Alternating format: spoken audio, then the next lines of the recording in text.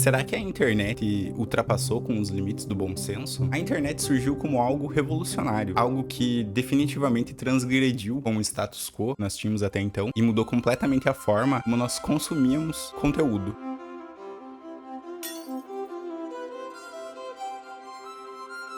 Ela alterou completamente toda a programação que a gente tinha até então com a televisão. Com a TV, os nossos ícones, eles estavam distantes de nós. As pessoas que a gente via na televisão, as celebridades, elas pareciam que não estavam no mesmo plano da realidade que nós, meros mortais.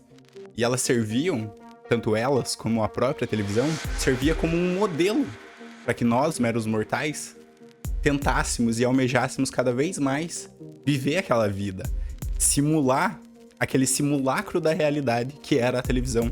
Ela se apresentava com um conteúdo programado e era tudo muito encaixotado. Era tudo muito planejado, nada podia dar errado. E eu me recordo, desde pequeno, daquela sensação de você assistir um reality show como o BBB e você ouvir das pessoas, isso é tudo armação, isso é tudo forjado. Uma ideia de que as coisas na televisão, elas obrigatoriamente deveriam dar certo. E para isso, era necessário seguir um roteiro. Então, parece que tudo era milimetricamente calculado. E a gente, por muitas gerações, era adaptado a esse tipo de conteúdo e a esse formato de consumo já planejado. Note, durante a época da televisão, tudo tinha o seu horário. Existia uma grade, onde assistíamos primeiro os jornais da manhã, aí tinha os desenhos, tinha os programas mais leves à tarde, à noite retornávamos para os jornais, aí tinha a novela. Então você consegue perceber que havia uma certa padronização, e quando chegou a internet, ela revolucionou. Ela mudou completamente essa forma mecanizada que as coisas aconteciam. Eu não tô desmerecendo de forma alguma os méritos da televisão. Como mecanismo de comunicação, a televisão ela foi fundamental, ela teve seu papel histórico e ela é o que moldou a forma como nós consumimos conteúdos por muitos anos e na realidade ela molda essa forma até hoje. Vamos entender um pouco melhor o que aconteceu?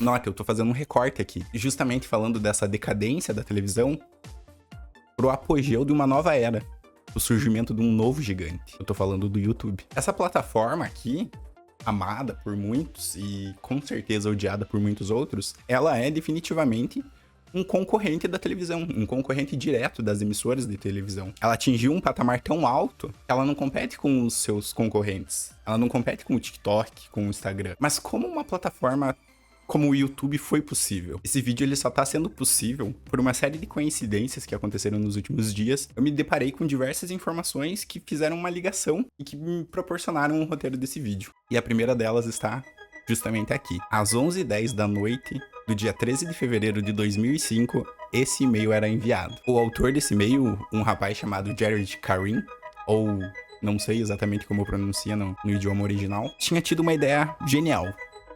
E ele precisava compartilhar essa ideia com seus amigos. E aí ele enviou esse e-mail aqui. Nessa época, o Jared ele ainda trabalhava no PayPal. E havia nele uma sensação de descontentamento. No e-mail, a gente tem então algumas informações muito interessantes. Esse e-mail havia sido enviado então para seus dois amigos, Chad e Steve. E ele fala sobre uma ideia que eles haviam conversado há pouco por telefone. Que era uma ideia tão genial, mas tão genial, que ele tinha certeza que a MTV ia querer comprar essa ideia dele. E bom, pra quem veio depois, a MTV ela era uma emissora muito poderosa dos Estados Unidos e ela teve um impacto cultural muito grande, até mesmo aqui no Brasil. E ela era voltada mais justamente para um público underground, para um público mais jovem. Então ela transmitia muitos eventos relacionados à música, a algo mais assim, descolado de certa forma. E é muito engraçado, porque no e-mail ele pede confidência, ele fala para eles não citarem exatamente o que eles estavam fazendo, mas você consegue perceber que a ideia era tão boa e que ele estava tão entusiasmado para isso, que ele não conseguia se aguentar, então ele desenvolve mais um pouco. Pro Jared, eles estavam no momento certo, na hora certa. O timing era perfeito e ele tinha certeza que não somente ele, mas milhares de pessoas estavam almejando pela mesma tecnologia que ele havia pensado, que era um site de compartilhamento de vídeos públicos. Até então, o compartilhamento de arquivos como vídeos acontecia muito por e-mail. Mas o problema era que você precisava enviar esses vídeos sempre que você queria compartilhar com alguém. E o Jared, ele queria ir além disso. Ele queria criar uma plataforma em que esses vídeos já estivessem publicados e que as pessoas pudessem acessá-los a partir desse site. E é muito interessante da gente pensar isso, porque isso não era possível antes. Então ele identificou um problema que existia e ele percebeu que a tecnologia para solucionar esse problema, ela estava surgindo naquele exato momento. E isso ia mudar a história para sempre. Existem algumas tecnologias que elas foram fundamentais para a criação do YouTube e que elas estavam no seu momento de crescimento. Ao início dos anos 2000, era muito complexo o desenvolvimento de qualquer produção amadora, especialmente por conta do alto custo que era preciso. Você precisaria de microfones, precisaria de filmadoras, que eram equipamentos muito grandes. Então, realmente, até aquele momento, não existia nem a necessidade disso. Mas, a partir do começo dos anos 2000, a gente vê surgir algumas tecnologias que foram fundamentais para que o YouTube pudesse existir. Então, eles estavam justamente no momento certo, na hora certa. E a primeira delas, que ele destaca no e-mail, é justamente o apogeu das câmeras digitais. As câmeras digitais. Quem aí não encheu vários cartões de memória com imagens aleatórias de familiares, de eventos, de passeios? Era um clássico, né? As câmeras digitais, elas possibilitaram pela primeira vez que pessoas comuns tivessem acesso a essa tecnologia que facilitava completamente a gravação e a captura de momentos especiais. Não era mais necessário aquele mundaréu de equipamentos tecnológicos. Com uma simples câmera que você podia guardar no seu bolso, você podia tirar milhares de fotos, gravar dezenas de vídeos. Era revolucionário. Junto disso, a gente tem, então, pela primeira vez, a internet se tornando cada vez mais forte, sua velocidade de banda se tornando cada vez maior. E aí, no momento do e-mail, a gente consegue ver que o próprio Jared, ele percebe que essa tecnologia ela ainda estava meio precária, mas que ele tinha certeza que em pouco tempo ela seria resolvida. Tanto a questão da banda larga para você fazer o upload de um vídeo, quanto a própria questão da hospedagem desses vídeos, em quais servidores eles estariam. Ele nota que isso seria um problema, mas que ele brevemente seria solucionado. E é justamente isso que aconteceu. Hoje, se nós formos pensar, esses dois problemas, eles foram completamente solucionados, com a tecnologia de fibra ótica, tornando a nossa internet muito mais rápida, e com servidores enormes, que abrigam terabytes e mais terabytes de dados de vídeos. Hoje o YouTube é gigante, mas ele começou aqui, no dia 23 de abril de 2005, quando Jared posta uma obra de arte do audiovisual. Com 19 grandiosos segundos, nós temos o vídeo Me at the Zoo, onde nós conhecemos então o primeiro youtuber, fazendo uma visita simples ali ao zoológico de San Diego, nos Estados Unidos. E essa obra de 19 segundos mudou tudo. Hoje, no dia dessa gravação, esse vídeo já conta com mais de 340 milhões de visualizações. E olha que ele não é nem de perto um dos maiores vídeos da plataforma. Mas, em síntese, o YouTube do começo era isso. Um site que buscava resolver um problema. E que resolvia muito bem esse problema. Pessoas queriam e almejavam compartilhar os seus vídeos com familiares distantes ou amigos. Às vezes você havia feito uma decoração de Natal para sua casa e queria mostrar para sua tia que mora a milhares de quilômetros de distância. E o YouTube estava ali. Você gravava um vídeo, subia o vídeo, e tanto tua tia como qualquer outra pessoa no mundo, apenas acessando a plataforma, conseguia ver esse vídeo. E isso é muito mágico. Hoje em dia a gente tem uma tecnologia que instantaneamente você consegue mostrar vídeos, fazer ligações ao vivo com as pessoas, mas nós estamos falando de 2005, há quase 20 anos atrás. Isso era revolucionário. E o YouTube, em sua infância, estava repleto de conteúdos simples, mundanos. Então você podia ver uma pessoa conversando com uma câmera, apenas desabafando. Ou talvez a rota de trabalho de alguém que apenas sentiu vontade de gravar e compartilhar isso. Um passeio com a família. Era isso, pessoas compartilhando suas experiências individuais. E o próprio Jared, se você parar pra pensar, essa necessidade dele de criar essa plataforma e de postar esse primeiro vídeo dele, demonstra como nós somos seres completamente sociáveis e a gente sente um desejo de falar com o outro, desejo de compartilhar nossas experiências. É algo inerente nosso, é natural. O YouTube no começo era justamente isso. Um local completamente diferente da televisão, onde você via pessoas reais fazendo coisas reais. Isso era muito mágico, é muito incrível você parar pra pensar hoje em dia nisso, onde tudo se transformou. Então a gente precisa entender como que a gente chegou até aqui.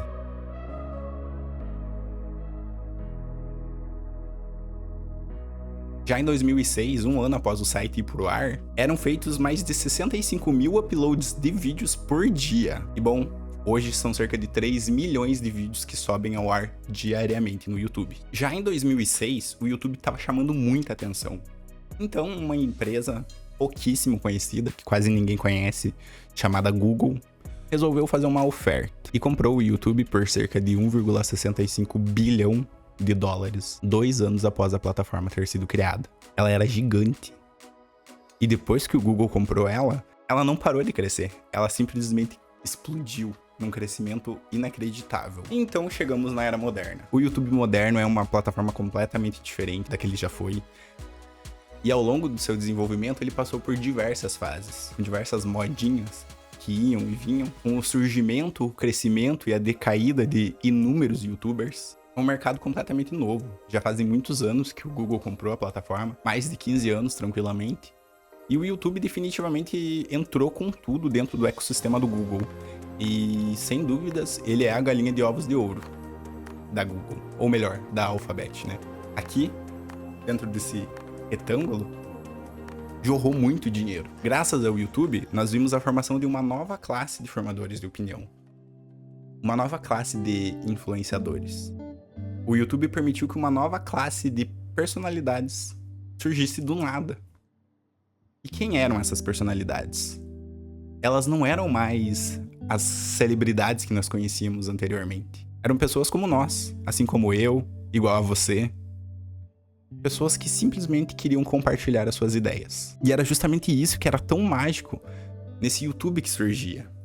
Nessa plataforma, nesse novo meio de se comunicar.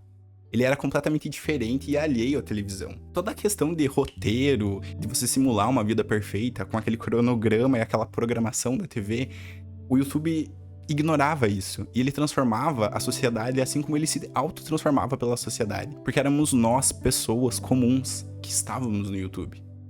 Mas isso era lá no começo. Nessa época as pessoas nem sequer sonhavam que o YouTube poderia trazer qualquer fonte de renda. Elas só queriam criar, elas só queriam se expressar. E encontrar pessoas iguais. E o YouTube, ele permitia que diversos nichos que antes eram escanteados pela televisão, agora eles tivessem o seu espaço. Então pessoas podiam encontrar gostos em comum, formar comunidades, criar laços. Era isso que era tão mágico, esse contato direto entre os criadores do YouTube e a sua comunidade. Era algo que a gente não via na televisão. E que hoje em dia está se tornando cada vez mais escasso no YouTube. Os YouTubers dessa época, eles eram genuínos. E você assistia um vídeo dele e você se identificava com esse vídeo que você não conseguia deixar de assistir. Você queria assistir mais e você aguardava pelo próximo vídeo. Às vezes para saber um pouco mais sobre a rotina, o dia a dia desses criadores, com os vlogs. Às vezes para aprender um pouco mais sobre alguma profissão, como por exemplo um ilustrador, como funcionava a rotina de trabalho dele. Era incrível. Às vezes apenas para você saber como que um determinado youtuber ia te transmitir uma notícia. Era instigante. Então essa época onde nós estávamos vendo a ascensão de novas personalidades, ela se estabeleceu. E ela quase que virou o status quo. Então, depois do início da nova década, lá para os anos 2010, longínquos anos 2010, nós temos então o estabelecimento definitivo de uma nova classe de pessoas, os youtubers. Que muitos ficaram multimilionários com a plataforma. E aí a gente já começa a perceber como o youtuber se torna parecido com a TV. Agora, a plataforma em si se apresenta muito mais como a televisão. Ele almeja isso. Ele quer isso. O próprio YouTube quer isso. E aí a gente tem um impacto total de uma coisa que muda completamente o jogo. Porque por muitos anos, o algoritmo do YouTube, ele não era tão intrínseco na plataforma como ele é hoje em dia. E com a ascensão do algoritmo, que cada vez mais escolhe pra você o que você vai assistir, o que é interessante e o que não é interessante, a gente tem, então, uma fórmula de se criar conteúdo surgindo. E isso, de um certo modo, é completamente prejudicial. Mas por quê? Porque conteúdos chamativos vão ganhar mais visibilidade. Conteúdos imprevisíveis tornam-se pouco interessantes, porque você não tem como controlar. Quando você controla o roteiro e tudo é programado, é muito mais fácil de você manipular as coisas. É muito mais fácil de você ordenar um vídeo e fazer com que ele saia bem. Então, cada vez mais, alguns youtubers começam a entender a lógica da televisão, a lógica dos programas onde tudo é planejado, onde não pode haver erro, e começam a reproduzir esses mesmos comportamentos dentro dos seus próprios vídeos. E eles explodem. Então parece que, de um certo modo, tudo aquilo que a gente estava cansado da televisão, depois parece que, de alguma forma, as pessoas sentiram saudades disso, ou as pessoas foram levadas a sentir a necessidade desse mesmo conteúdo. Então a gente vê cada vez mais essa fórmula ganhar espaço. Esse mecanismo que você precisa seguir certas regras, seguir uma certa lógica, onde a naturalidade parece que vai embora, sabe? Então a gente cai nos mesmos erros do passado. Começamos a produzir os mesmos conteúdos que a TV produzia. Eu não tô exagerando.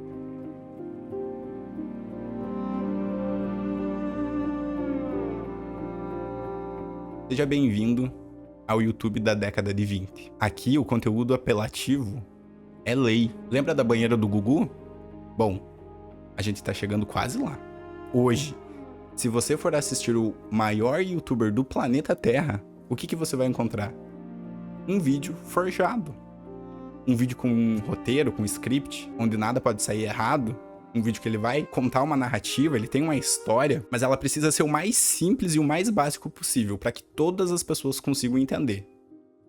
É isso que as pessoas querem hoje em dia, um conteúdo leve, bobo, engaja e que dá muito dinheiro. Mas será que nós fomos condicionados a isso ou nós realmente como telespectadores queremos isso? Isso eu já não sei. Simplesmente hoje em dia, na era do algoritmo, onde todas as redes sociais têm algoritmo e onde o tempo todo nós somos condicionados a comprar e a consumir, eu não sei dizer se isso é uma demanda ou se isso é realmente algo que está sendo jogado goela abaixo. Mas o que a gente não pode negar é que isso tá inundando a internet. Conteúdos fáceis, conteúdos ridículos, conteúdos apelativos, é o que domina hoje. E assim, eu entendo que muita gente hoje critica a questão do React, mas eu particularmente sinto que o React ele é quase como um suspiro humano.